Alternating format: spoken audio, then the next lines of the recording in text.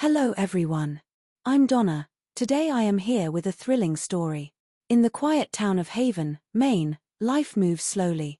The people know each other's routines, their secrets, their grudges. Nothing extraordinary ever happens there. Until one afternoon, something buried beneath the woods begins to wake up. Bobby Anderson is a writer living alone on a rural property outside town. One day, while walking her dog through the forest, she trips over a strange piece of metal sticking out of the ground. At first, it looks harmless. Just an old object buried beneath years of dirt and roots. But Bobby becomes obsessed with it almost immediately. Day after day, she digs. The deeper she goes, the stranger things become. Her friends notice changes. She stops sleeping. Stops eating properly. Her personality hardens into something colder, more mechanical. Yet at the same time, she seems energized by an impossible purpose. Then comes Gardener. Everyone calls him Guard. A poet. A drunk. One of the few people who genuinely cares about Bobby. When he arrives at her house, he barely recognizes her. The warm, creative woman he knew is disappearing. Her teeth are changing.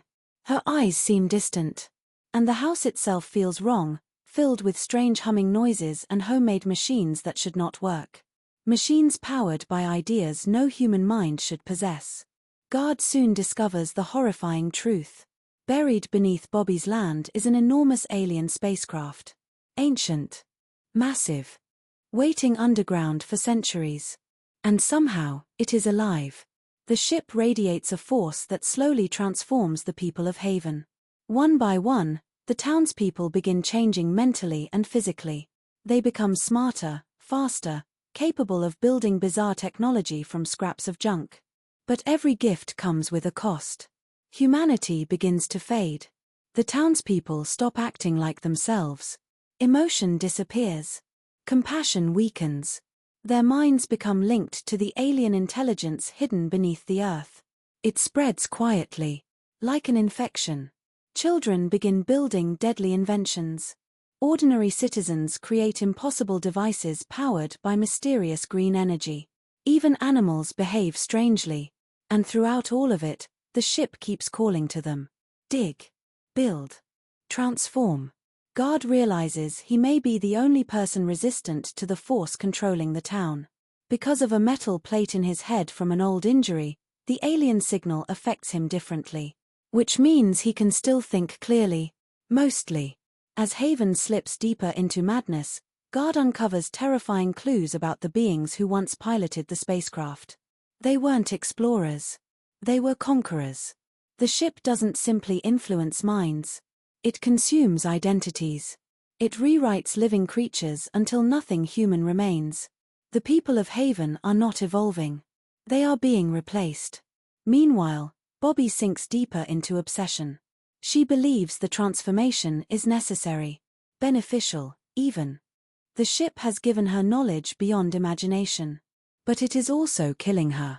The closer she becomes to the alien intelligence, the less of herself survives. Power outages begin affecting nearby towns. Strange disappearances occur.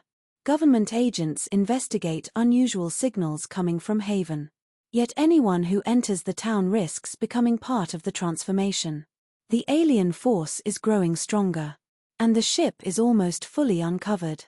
Guard races against time to stop the awakening before the influence spreads beyond Haven and infects the entire world. But stopping it means confronting Bobby, the woman he still cares about even though she may already be gone. In the final confrontation, the truth becomes horrifyingly clear. The ship never crashed accidentally. It buried itself intentionally. Waiting. Sleeping. Calling out through the earth for minds weak enough to answer. And Haven did answer. As chaos erupts across the town, Guard makes a desperate attempt to destroy the spacecraft before it fully activates. The transformed townspeople fight to protect it, no longer acting out of free will but as extensions of something ancient and merciless. What follows is destruction, sacrifice, and tragedy. Because in the end, the real horror of Haven isn't the alien ship. It's how easily ordinary people surrendered themselves to power, knowledge, and obsession. One buried secret beneath a quiet town was enough to erase an entire community. And somewhere beneath the wreckage, there's always the terrifying possibility that something survived. Still waiting underground. Listening. Calling. Tommyknockers. Tommyknockers. Knocking at the door. Night falls over Haven, Maine. But the town no longer feels human. The streets are too quiet. The lights inside homes flicker with strange blue and green glows.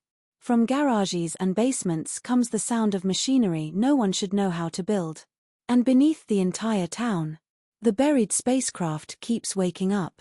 God knows time is running out. Every hour the ship remains active, more people lose themselves completely. At first the transformation had seemed subtle: headaches, obsession, bursts of intelligence. Now it is irreversible. The people of Haven no longer think like people. When God walks through town, he sees familiar faces staring at him with cold, emotionless eyes. Neighbors who once laughed and argued now move with eerie calm, almost as if they are connected by a single mind. Even worse, they all seem to know he does not belong. The metal plate in God's head protects him from fully changing, but it also makes him dangerous to the alien force controlling Haven. The ship wants him removed. Inside Bobby Anderson's house, the transformation has progressed even further. The home is crowded with impossible inventions, devices built from old radios, broken televisions, scrap metal, and batteries. None of it should function. Yet all of it works. Lights float without wires.